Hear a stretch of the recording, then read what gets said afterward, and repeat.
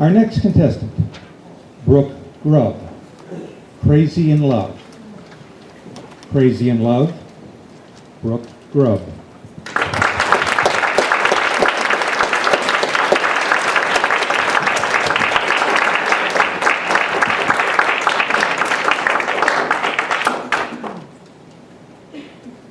Insanity is doing the same thing over and over again and expecting different results.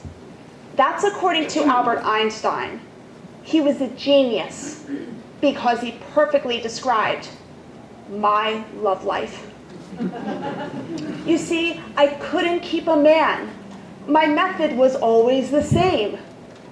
Find any guy willing to pay for dinner and act like I care.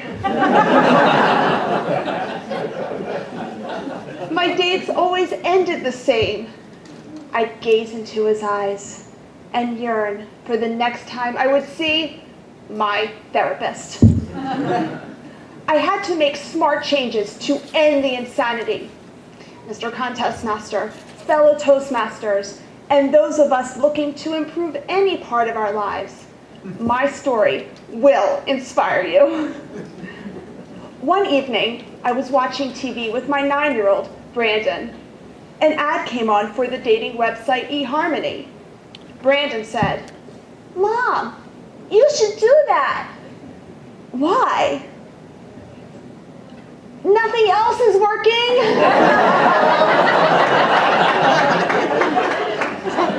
"This time, make sure the guy has money. I need an iPad too." eHarmony, wasn't that for desperate people? I took a good look at myself and saw that I'm 40, competing against women half my age.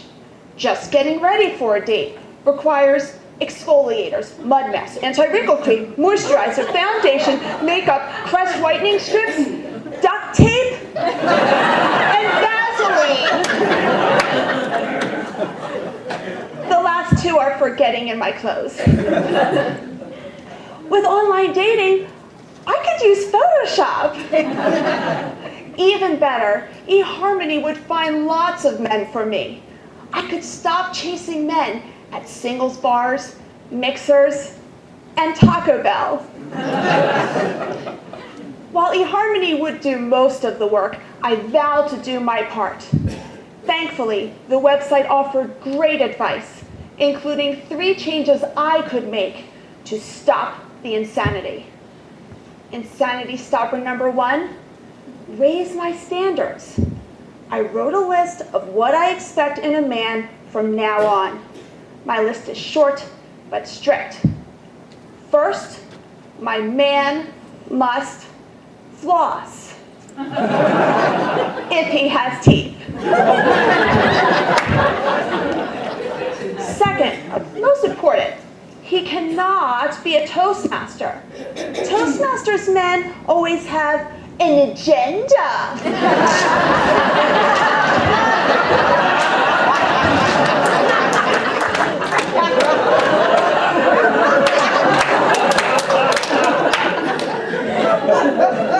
Insanity stopper number 2, find a man I can fall deeply in love with. In the past, I settled for men I liked just enough to sue for alimony. Finding this love meant going back on dates. My first date was with a triathlete brain surgeon. Could he be my love? During dinner, he shared heartwarming stories of his volunteer work at a homeless shelter. He didn't say any ums, uhs, likes, or you knows. He was a closet Toastmaster.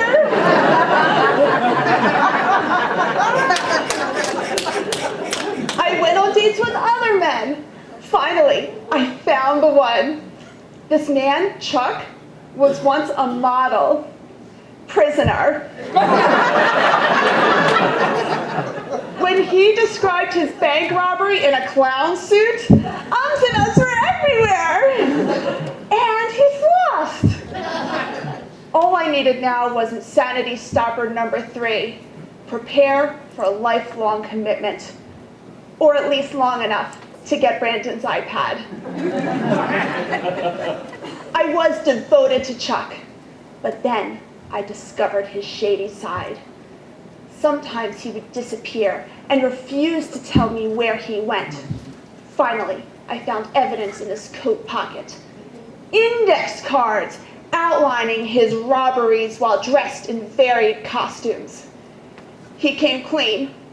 It was his icebreaker.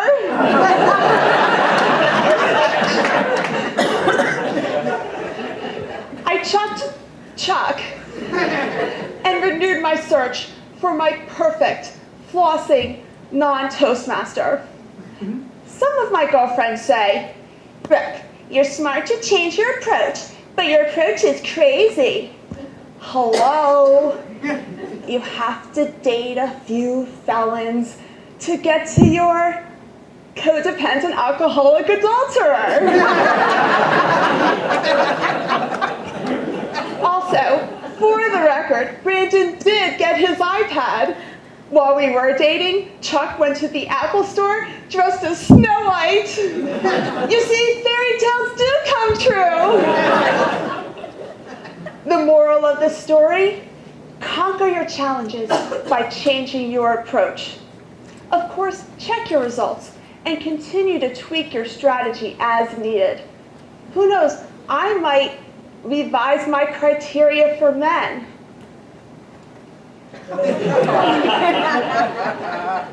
Follow my lead and you will end the insanity. Then again, what's insane and what's not? Einstein would say, it's all relative.